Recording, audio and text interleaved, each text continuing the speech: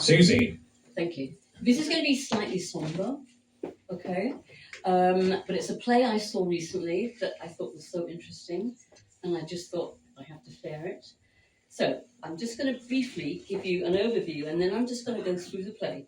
I've got a few minutes, that's all I've got. Okay, just to say, the actual play is called A Knock on the Roof, and it's done by, it's actually written by a woman called Kuala Ibrahim. And the person that actually wrote this review for The Observer just says very briefly what he thought about the play. And he's saying, I saw this at the Traverse Theatre in Edinburgh last year. It's a wonderful one-woman play about a woman living in Gaza and having to respond to the small warning bombs that the Israeli army throw on your roof to let you know that you have 5 minutes to evacuate. The woman in the play practices how she can do this, and it's all about how she reacts. So bear with me. It's a one-woman play. It's at the Royal Royal Court, and I went to see it. So we all came in, we all sat down. She came in about 10 minutes early, sat on a chair, and just looked at us all. Lovely, lovely woman. She just smiled and she looked at us all, and we thought, oh, this is really interesting. Anyway, the play began. The lights were on in the audience and with her. So we thought, okay. So there's one woman sitting and there's a chair. She stands up and she introduces herself. So she's called Miriam. And she's Syrian refugee living in Gaza. She moved to Gaza 18 months ago. She lives in a flat with her little son. I don't know how old the son was, I can't remember, but I think he's about 3 or 4. Her husband is not with her. He lives somewhere else. He keeps phoning her up, and you hear slightly stilted conversation because gradually she's finding that the situation is getting a little bit tense. So she's living in this block of flats. There's flats all around her in Gaza, and she's been told that when you hear a tap on your roof, you literally have got 5 minutes to get out. Literally. Okay? So this is a 2014 war. That's the preparation you have.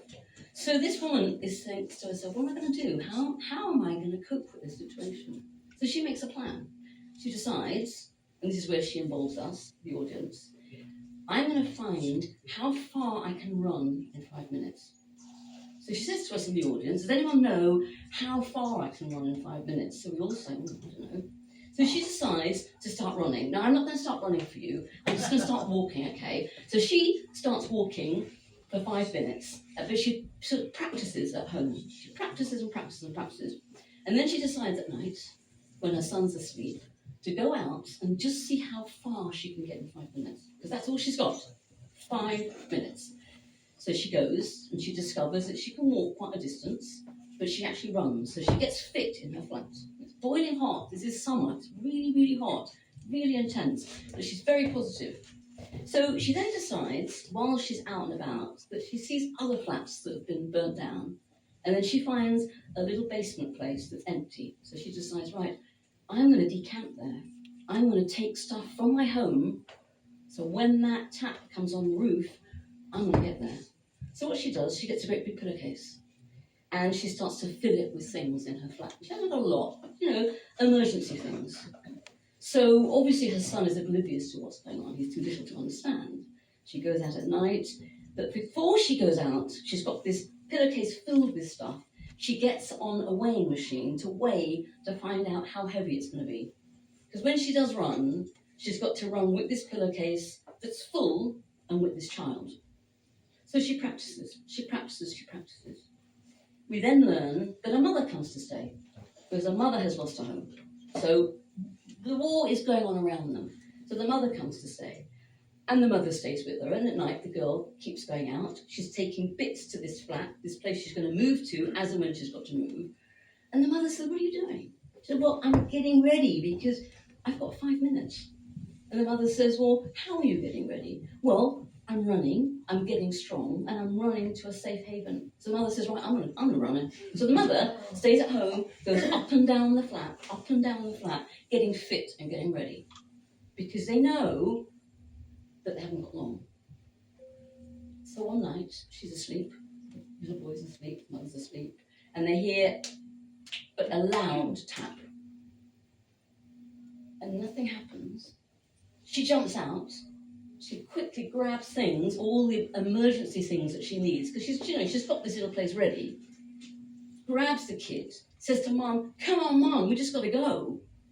Comes down the flat, runs down the flat, literally runs 5 minutes. She's running with this group pillowcase filled with stuff with the child, and she stops, and she gets to where she's going, looks down, she's got the pillowcase, but she hasn't got the son. She just hasn't got the son with her. And then she hears an almighty explosion and looks round, and her block of flats is gone. I mean, they warn them it would take 5 or 8 minutes. And as she looks away, she hears this little voice saying, "Mama, Mama, Mama." And this little boy rushes up to her. And it was so profound watching this play that we all left there thinking, wow, this is a reality for some of these people. This is how they have to live. But what was so amazing about Miriam and the way this play's been written, she had such hope. No one else in that block survived apart from her and her child. So the message is hope and make a plan. And if ever you see this play, because it was at Edinburgh Festival, it was at Royal Court, just go and see it, because it's 75 minutes worth of a woman standing up, and she's just incredible. What's it called? What's it called? A Tap on the Roof. Tap on the Roof.